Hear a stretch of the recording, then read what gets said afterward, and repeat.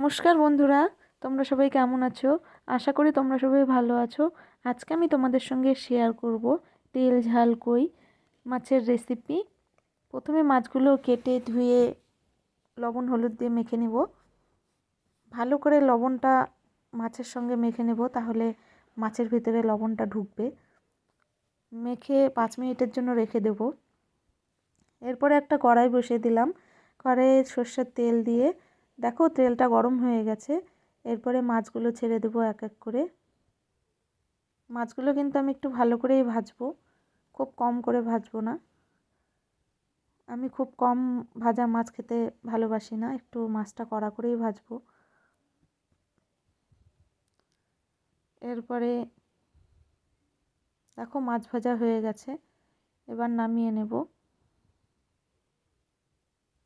উল্টে পাল্টে ভালো করে ভেজে নিলাম, এরপরে নামিয়ে নেব। তেলটা ভালো করে ঝরিয়ে নামিয়ে নেব।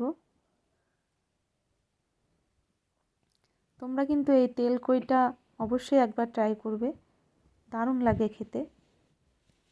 এবার মাছ ভাজার তেলেই দিয়ে দেবো একটা শুকনো লঙ্কা, 4টে এলাচ, 4টে দারচিনি, আর দিয়ে দেবো লবঙ্গ, আর দিয়ে দিলাম পেঁয়াজ কুচি, 3-4টা রসুনের কোয়া দিয়ে দেবো।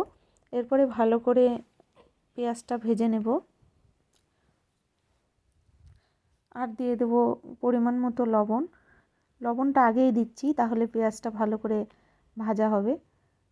এরপরে পরিমাণ মতো হলুদ দিয়ে দিলাম। দেখো পেঁয়াজটা অনেকটা ভাজা হয়ে গেছে। এরপরে দিয়ে দেবো টমেটো কুচি। তোমরা যদি চাও টমেটোটা পেস্ট করেও দিতে পারো, কিন্তু আমি টমেটোটা কুচি করেই দিচ্ছি।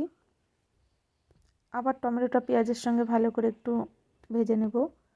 ভাজতে ভাজতে কিন্তু টমেটোটা গলে যাবে। ভাজা হয়ে গেলে দিয়ে দেব আদা বাটা, জিরে বাটা, লঙ্কা বাটা, ধনে বাটা দিয়ে ভালো করে কষতে থাকবো।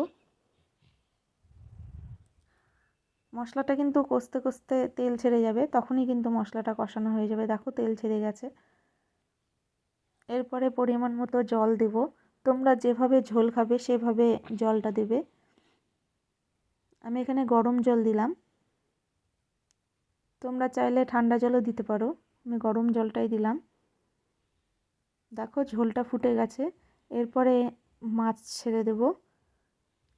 এক এক করে সব মাছগুলো আমি দিয়ে দেবো ঝোলে, দিয়ে কিছুক্ষণের জন্য ফুটতে দেব।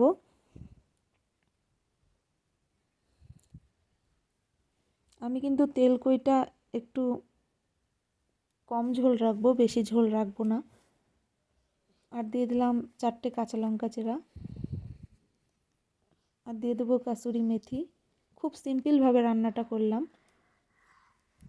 তোমরা কিন্তু অবশ্যই ট্রাই করবে। আশা করি তোমাদের ভালো লাগবে রান্নাটা।